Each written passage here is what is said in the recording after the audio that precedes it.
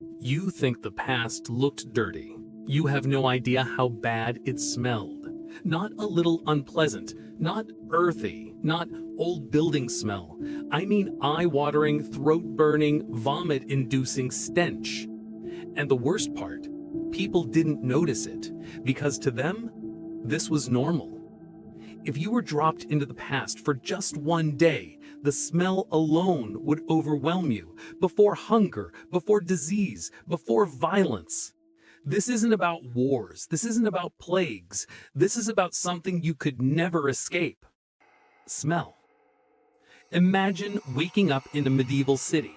No alarm clock, no birds. You wake up coughing. The air is thick, heavy, warm. Your throat burns. Your eyes sting. You're not sick yet. You're just alive in the past. Let's start with cities. There was no plumbing, no garbage collection, no sewage system. Human waste was thrown directly into the streets. Animal waste piled up everywhere. Rotting food scraps, slaughterhouse blood, dead rats. All of it mixed together into a wet, fermenting sludge. And then the sun hit it. The smell wasn't one thing, it was layers. Sharp ammonia from urine, rotting sweetness from old fruit, sulfur from decomposing meat, and something worse, human waste baking for days. Every footstep stirred it up, every cartwheel crushed it.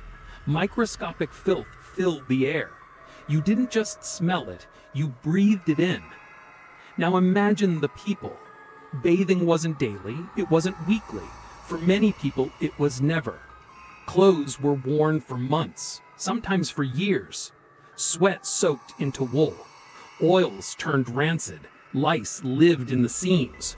Open sores got infected. Infections leaked. Breath smelled of rotting teeth and abscesses. Many adults had mouths full of decay and pus. You could smell someone before you saw them. A medieval crowd didn't just look packed, it reeked.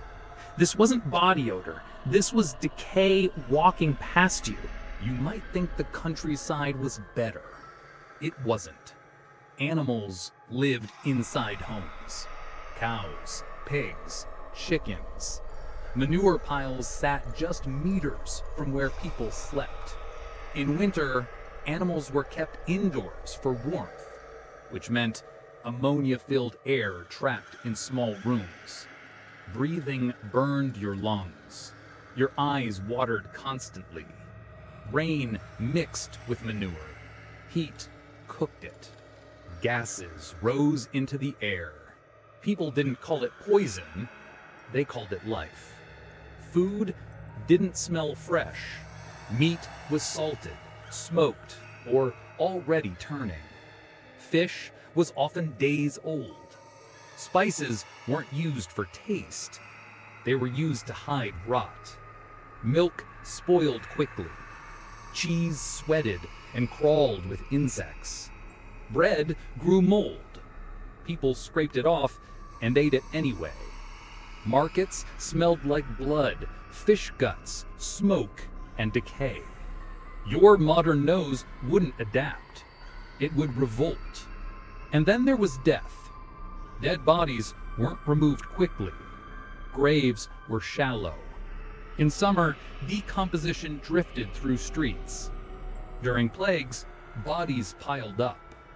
The smell of death became part of the air. People believed bad smells caused disease. They called it miasma. Ironically, they weren't entirely wrong. The smell meant bacteria, and bacteria meant death. Here's the most disturbing part. People survived this because their brains adapted. Children born into it never knew clean air. Their noses calibrated to filth. Just like you stopped noticing a bad smell in your room, they stopped noticing death around them. But adaptation didn't mean safety. It meant slow damage, lung disease, infections, short lives. Most people didn't live long enough for the smell to stop killing them. Today, we romanticize the past. Stone streets, candles, horse carts. But if you stepped back in time, the smell would hit you first. Before hunger, before violence, before disease. And it would never leave. Because in the past, you didn't just smell death, you lived inside it. If this made you uncomfortable, good. That's the reality they lived every day. And if you want to understand how dangerous the past really was, subscribe to the History Survivalist. Because the past didn't just try to kill you, it succeeded.